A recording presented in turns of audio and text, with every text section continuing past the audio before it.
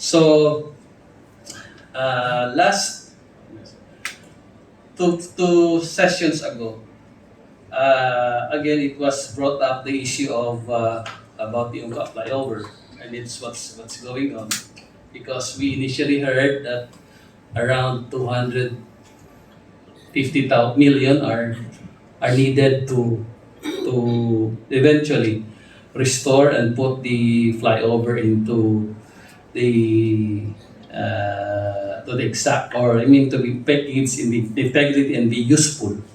So that's why the concern of my fellow board members, that includes me, after this committee hearing, by way of a unanimous agreement during the session, that we will be asking for the appraisal of the status of what's going on and what will be the plan, the eventual plan of the Ungka Flyover. We don't know where to get, we will be getting the funding, but I'm sure it would be, from the department itself. But we would like to know the appraised of what would be the status now, and would be the future, no, moving forward for this.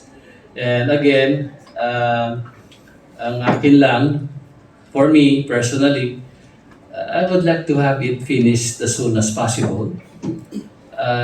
With all of this, after findings, after recommendations, talagang ma-assure natin na tapos siya. Kung kailangan saan makahingi ng pondo, okay lang kung saan makakuha. Pero tapusin lang.